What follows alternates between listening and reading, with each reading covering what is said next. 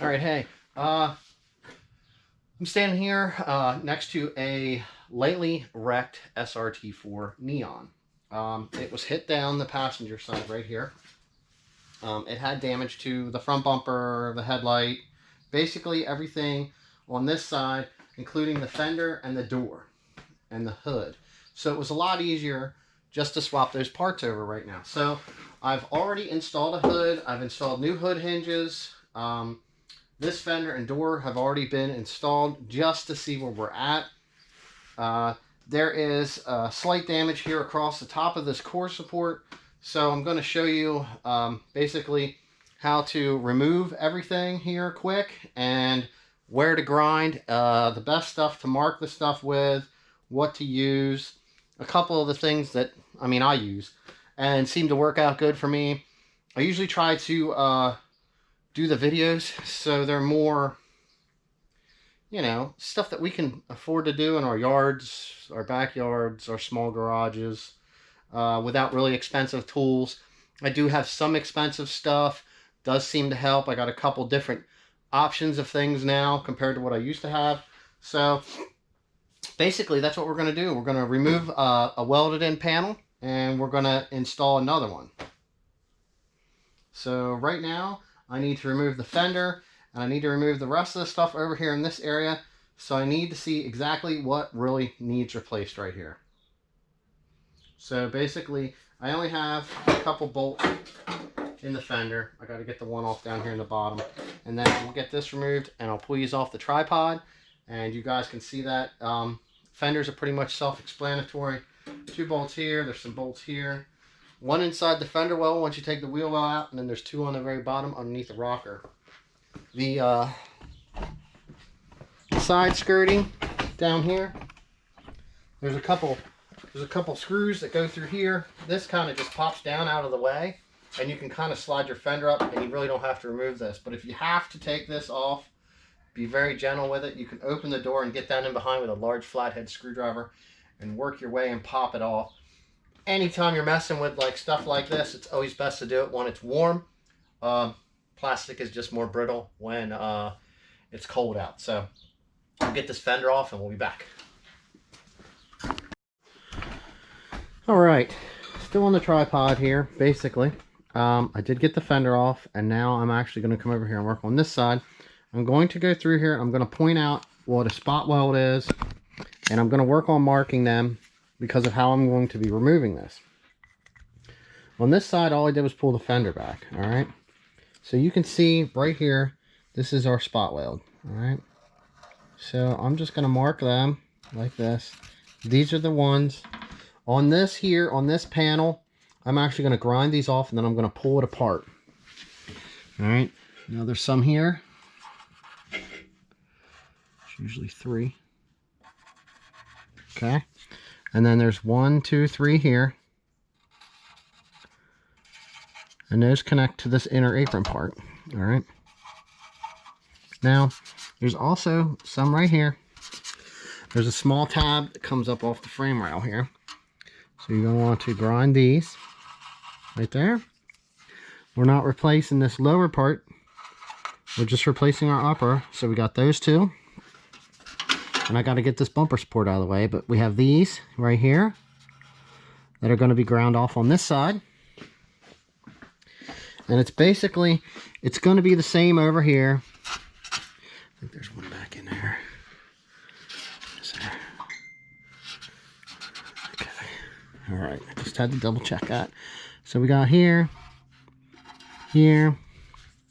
We have these 2 right here. Okay.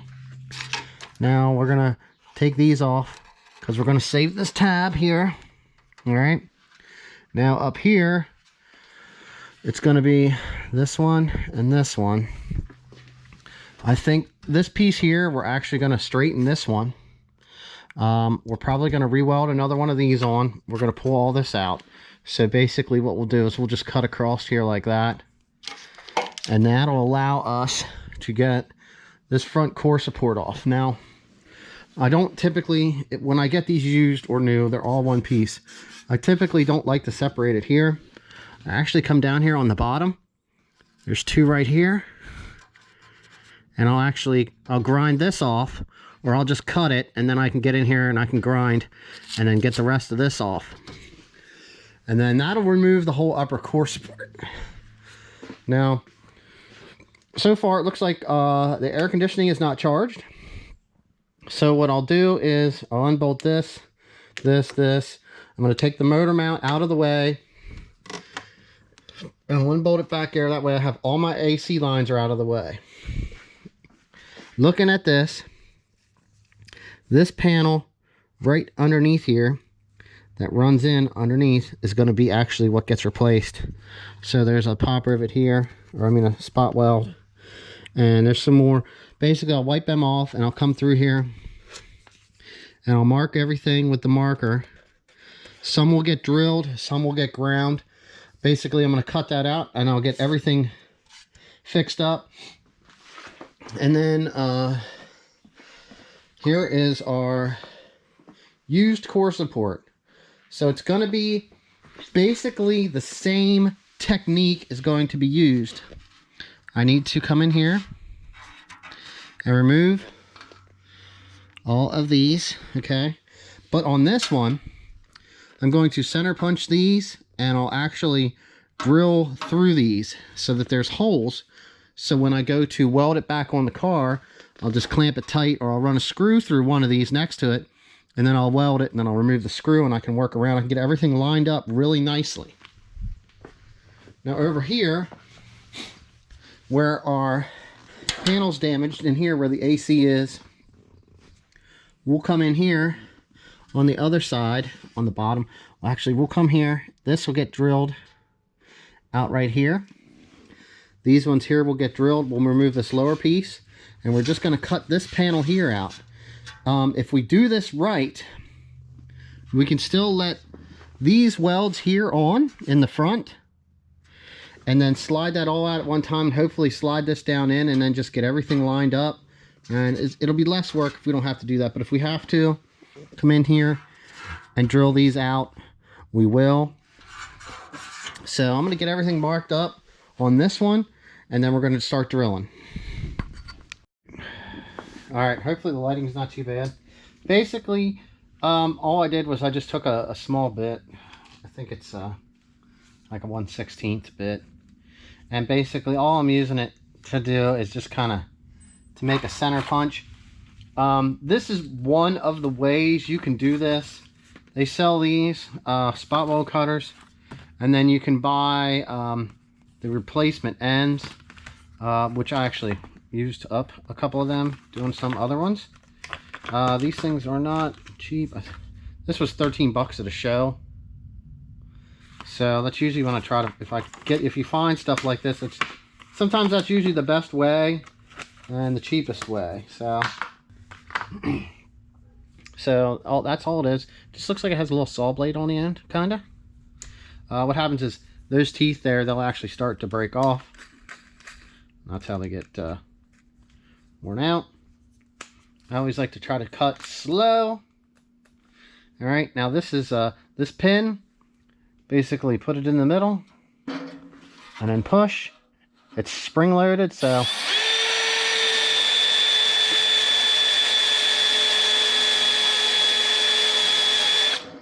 kind of works as a little hole saw, like that.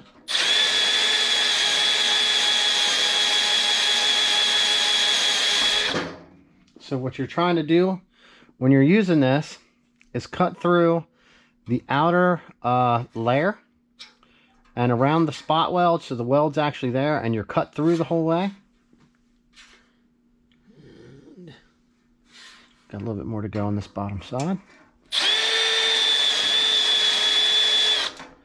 All right, now this is the thinner metal. Up here on the thicker metal, I usually don't try to use these because it'll break them.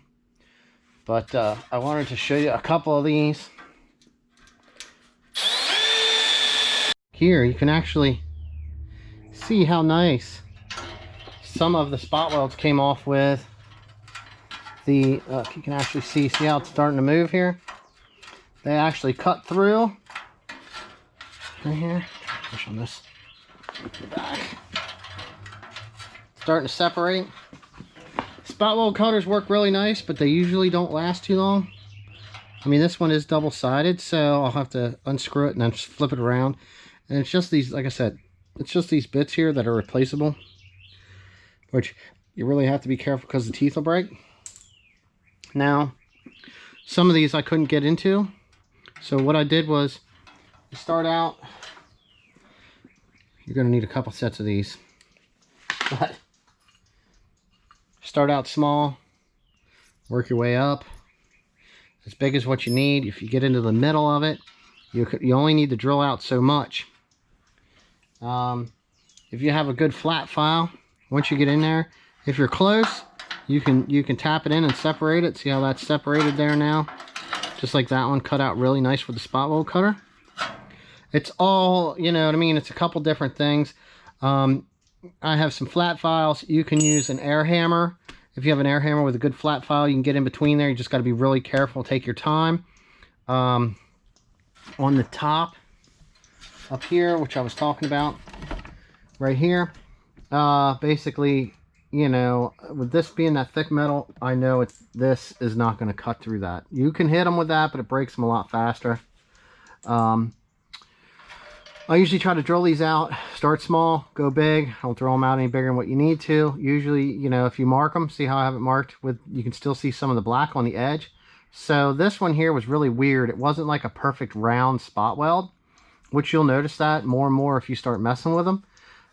So it was kind of off to the side.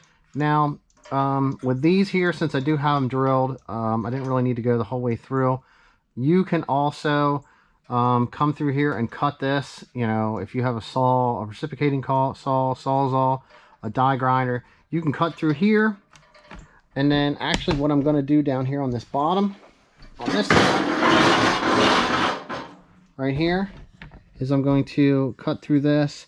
If I can't get this to tap, because I want this to look nice, you can see, look, we're pretty much apart, so I might just be able to just get in here with a little bit nicer file, and then I can separate that. And if you get in there just right, sometimes you can split the metal like if you were splitting wood. Up here, like I said, I'm going to cut through here, and then I'm going to grind them off on the back side, and I'll still have my holes on the front, so everything will line up just nicely. So that's going to be pretty much, you know, that's this side. This whole side's off. We're just removing a little bit more material back here. Down here in the middle, I mean, this had a little bit of damage, but it's still plenty usable.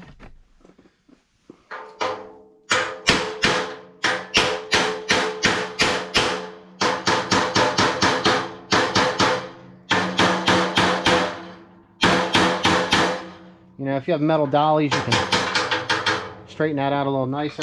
Certain parts you're going to want to. Here's our 2 spot welds. Basically, I'm just going to do the same thing as I did up top. I'm going to start with a small drill bit, hit in the middle, I'm going to drill through those. Then that is connected to the top, so that'll be that side. I'm going to come over here and I'm going to get the rest of these off on this side. Right now, basically, this is all I'm doing is I'm just drilling holes and, you know, getting this off. That's kind of what you got to do. You know, I have this right now. It's just a battery drill. It's always best to try to drill on your slower speed than your faster speed. You know, there's different things you can play with. I tried this on hammer drill just to see how it would work. It was a little nicer. Some spots I didn't have to push as hard.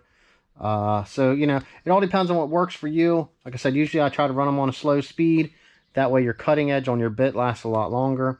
You can use a corded drill. You know, that's just like I said, some of the stuff, an air hammer, different chisels, different hammers, whatever you got. You know, if you need to, you could use, you know, a pry bar, flathead screwdriver, whatever you need to do to get in behind here, if this is what you're doing. So I'm going to work on getting the rest of this right here drilled off. And when we get to using any other techniques, I'll turn the camera on. I'll show you guys that stuff. That way you can see. One thing, when you're drilling these out, or you're using the spot weld cutter, all right, this is the side we're welding from, which is why I'm doing this. You spot weld these out, okay? You can do that on that one and use the spot weld cutter because it will let this back here, if you can see that. It will allow that to be there. You can cut the other one off with that. And then you have to come back and grind this to a flat surface. Sometimes those holes right there will line up with these when you're replacing with used. Sometimes they will, sometimes they won't. It all depends. But I'm kind of just doing a basic over, on what you need to do here to do this. So I'm gonna get this one drilled out here. All right, so I just got done switching this over. I made it that far, and we took a tooth off of this already. So just wanted you to see how the spot welder works.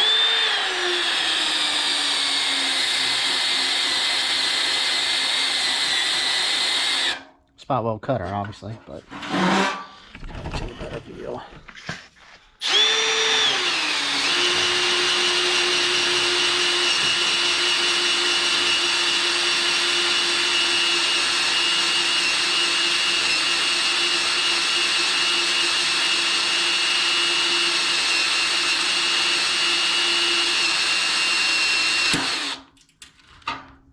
All right, we got the whole way through with that one.